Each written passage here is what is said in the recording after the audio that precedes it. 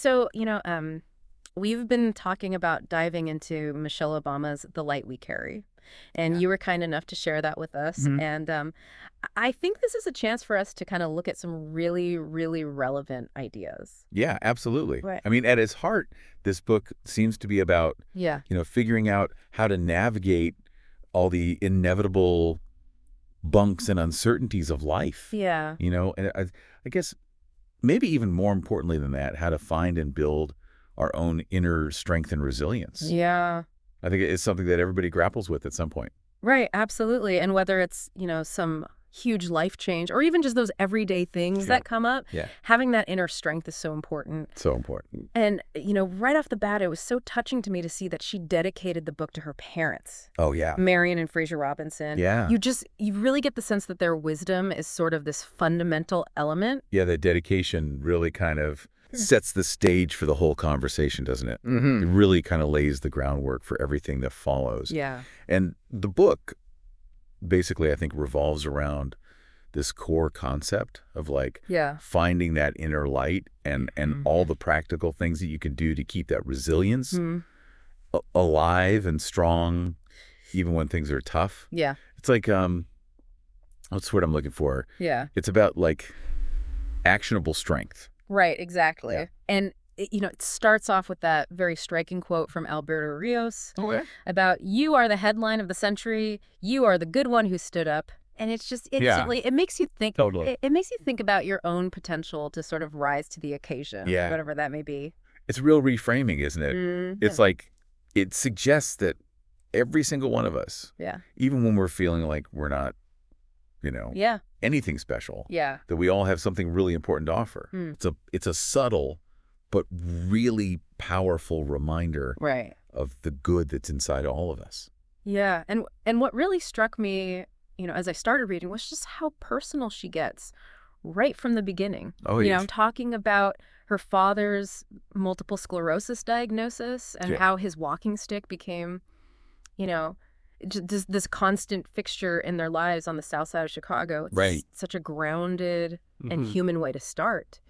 And it's interesting, too, Yeah. how she talks about how those early experiences Yeah. really shape the way she sees difference Mm-hmm. and the way she understands the unpredictable nature of the world. Right. And I also thought it was really interesting that that walking stick Yeah. wasn't seen as something, to Yeah. pity her father for or anything like that. Yeah. It was really just seen as a practical tool, Right. like a way to get around a challenge. Exactly. And it was presented with such, Yeah. pragmatism is just like, oh, this is a tool we have in the house, just like any other tool. Exactly, yeah. And then, she goes into talking about the whirlwind that came after becoming. Right. And that incredibly vulnerable moment where she's asking herself, am I good enough? Oh, yeah. And that is such a universal It's out there. sentiment, I think. Absolutely it is. I mean, even after achieving such extraordinary success, Yeah. that basic human insecurity can still creep in. Absolutely. And Barack's response to her in that moment Yeah. was so reassuring. And it really kind of highlights Yeah. how much those supportive relationships can do Yeah. to help us believe in ourselves. Mm-hmm. And the Becoming book tour itself sounds like it was just this, Oh, yeah. profoundly connecting experience, engaging with such a huge, diverse audience. Yeah. And she even mentions this feeling that people were coming to her, looking for something more than just her story. Yeah. Almost like a sense of belonging in a world that can sometimes feel very isolating. Yeah.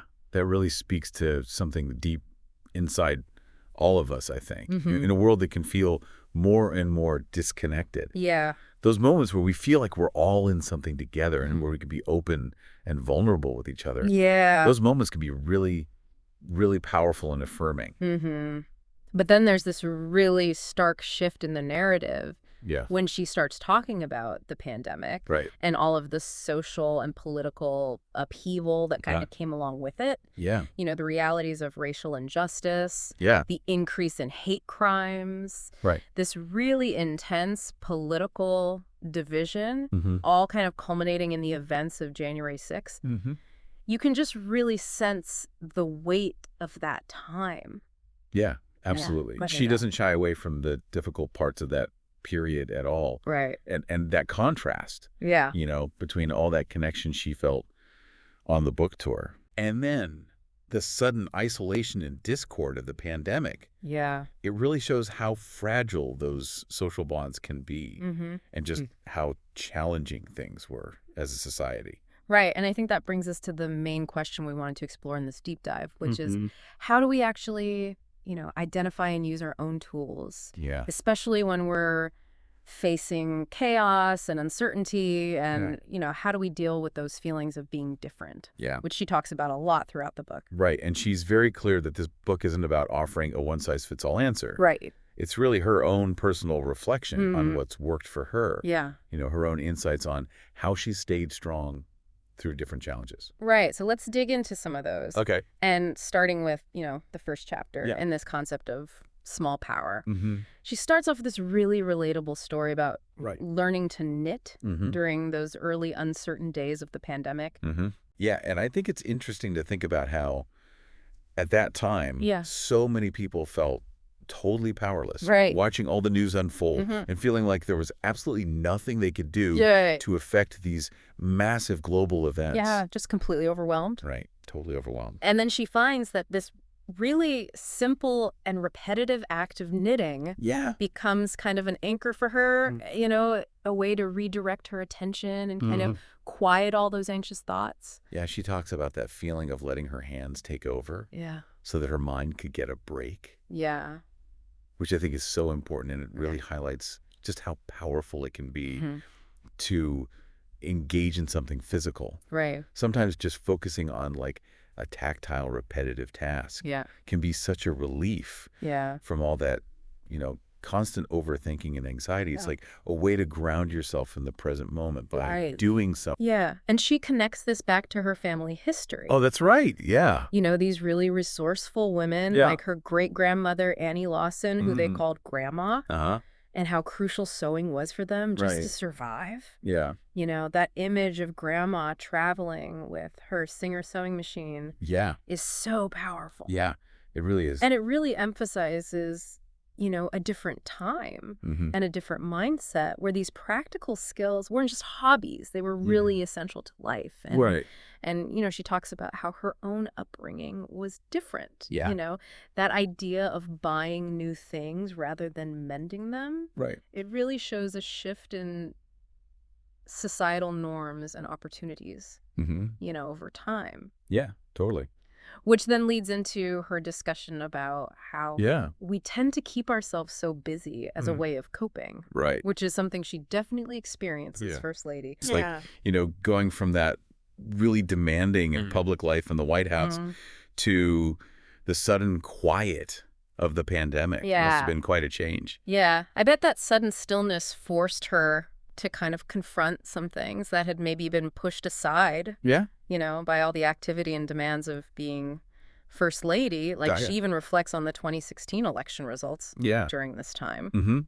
And it's through this very, seemingly small act of knitting that she's able to process these complex emotions and actually finds her way back to a sense of optimism. That's amazing. She talks about how she still believes in the good in people and the potential for positive change through collective effort. Yeah. And that's what ultimately led to her really powerful speech at the Democratic National Convention. I remember that. Yeah. That was a great speech. It was. And it's fascinating to think about, isn't it? Yeah. That sometimes when you're facing these huge, overwhelming challenges, the best thing you can do is to focus on something small and manageable. Right.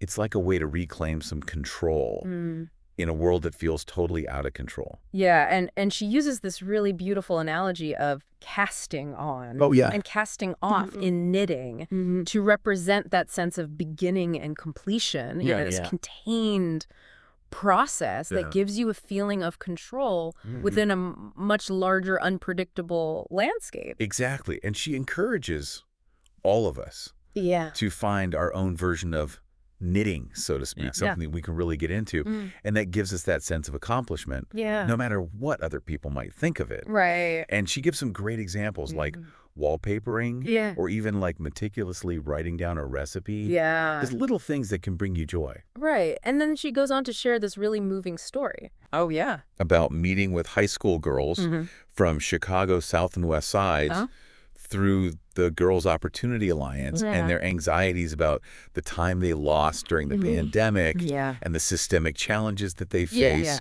You know, things like violence and lack of opportunity are so vividly described in the book. Yeah, it's really moving. And yet you also really get a sense of their strength and resilience. You know, like Deanna's quote about, it's not that hard, but it's really hard. Yeah. That just perfectly captures how complicated it is to deal with all that adversity while still trying to move forward. Yeah. And these young women also express this real sense of responsibility. Yeah. You know, a concern about being able to contribute to making things better in society, even as they were going through their own struggles. Yeah. That desire to do something. And to change the world, as they said in their letters. Yeah. It's so powerful. Yeah, it speaks to their incredible sense of civic responsibility and this deep desire to make a difference. Yeah.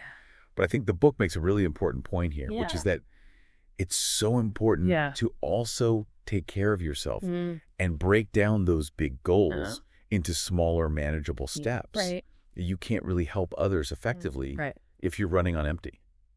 Right, and she makes this really important distinction that, you know, focusing on those smaller wins isn't giving up on those bigger goals. Right. It's actually a way to build and sustain that motivation and energy that you need for that bigger change. It's about building momentum. Yeah. And she uses this great analogy of the Three Sisters garden, you know, corn beans and squash and how they all work together to create this thriving ecosystem where each element supports the others. Right. And it's a beautiful way to illustrate the power of interconnectedness and balance in life. Yeah. She encourages us to think about our own three sisters, you know, the things that nourish us and keep us grounded. Yeah. And she even shares a very practical list. Oh, yeah? Of her own small tools for getting back to that sense of balance. Like what kind of things? You know, simple things like going for a walk. Oh, yeah. Exercising, making sure you get enough sleep, even just making your bed in the morning. It's those little things. Those little things can make a huge difference. That can really have a big impact on your overall well-being. Yeah, it's about taking care of yourself so that you can handle the bigger stuff. Yeah, and her list is really comprehensive. Yeah.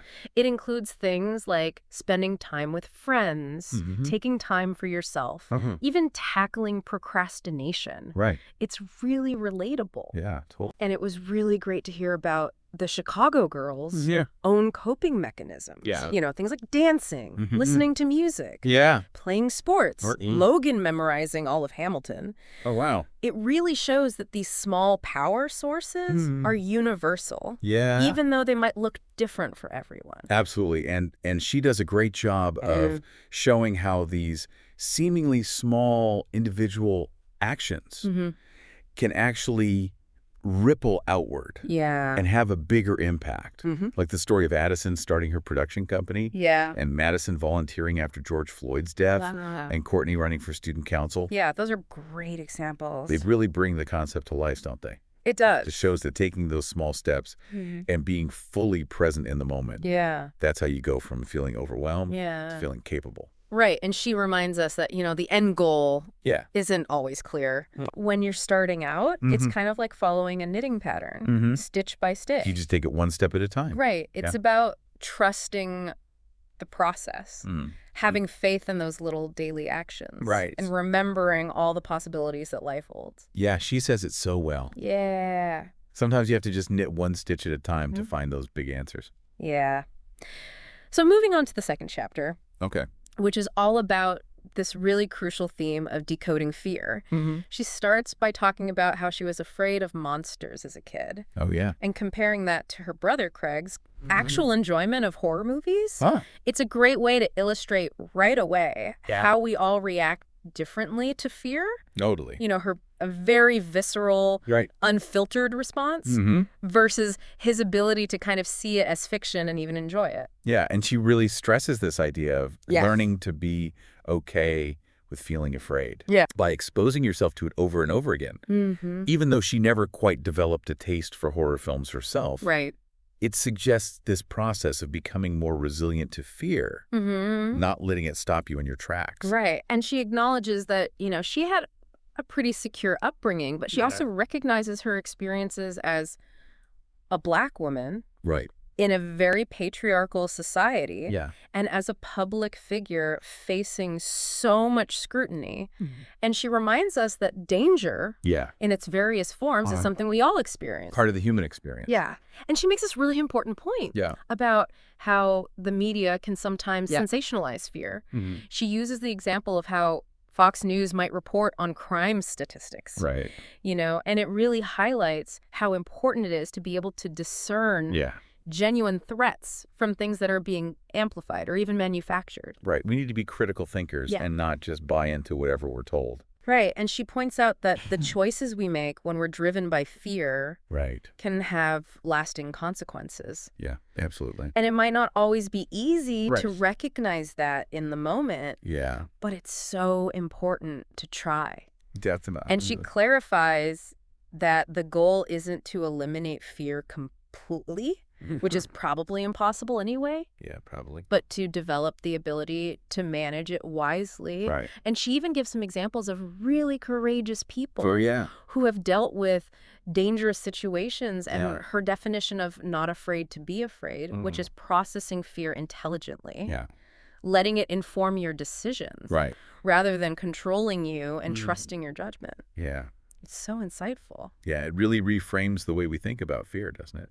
It's not just this negative thing that we need to avoid at all costs. Right. It can actually be a source of information and even guidance if we learn how to understand it. And then she tells this really charming story about a green turtle prop at a church pageant rehearsal when she was little and how she was absolutely terrified of it. It's a great example of how childhood fears can be these intense, almost illogical reactions to things that are unfamiliar. Yeah, when you're little, everything can seem so huge and scary. Yeah, and then she talks about how Sasha was afraid of Chewbacca at a White House Halloween party, which, you know, also shows how these seemingly irrational childhood fears often come from not knowing something. Yeah, it's all about what you're familiar with. Right, and she goes on to explain that fear is often triggered by things that feel out of order,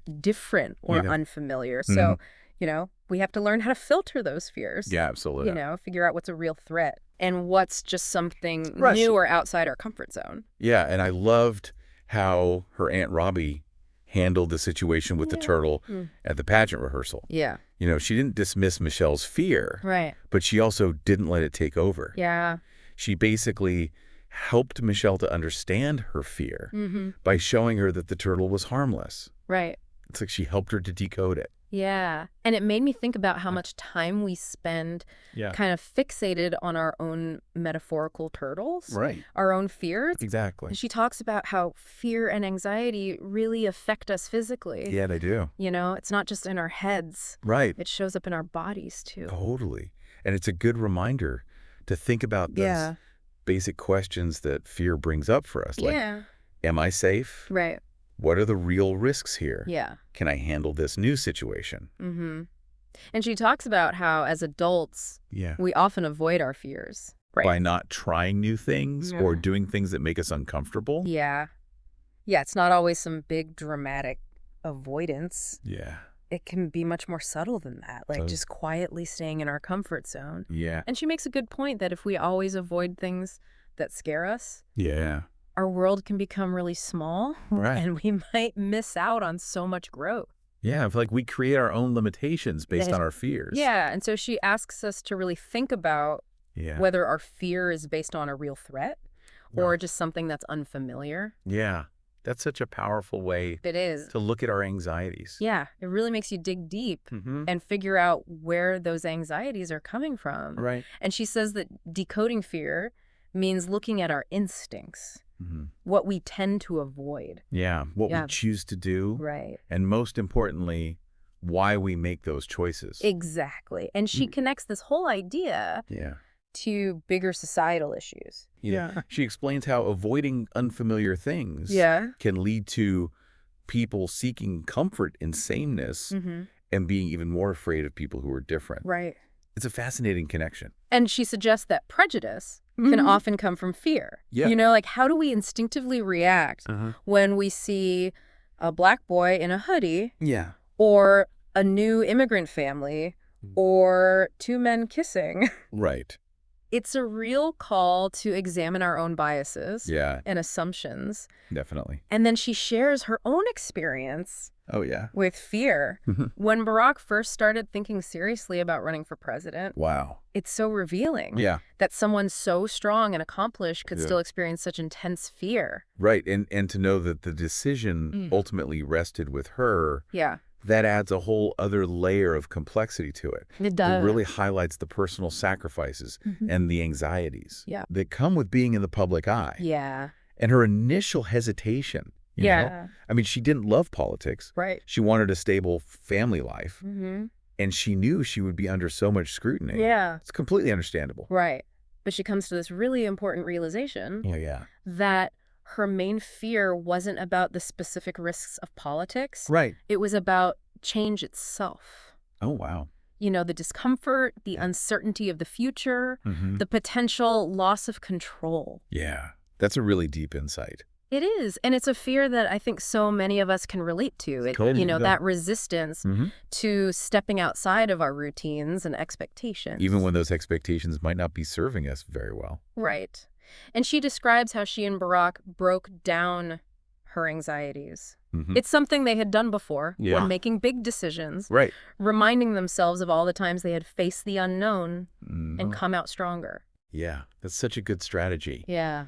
Drawing on your past successes to give you the confidence to face new challenges. Right. Even if you don't know exactly what those challenges will be. Yeah, and she reflects on how her own fear, if she had let it control her, could have actually changed history. Wow. And she didn't want to live with that regret right. of maybe denying her children the chance to see their father's potential impact on the world. Yeah, that's a really powerful thing to think about. It is. How our fear can affect not just ourselves, but also the people around us.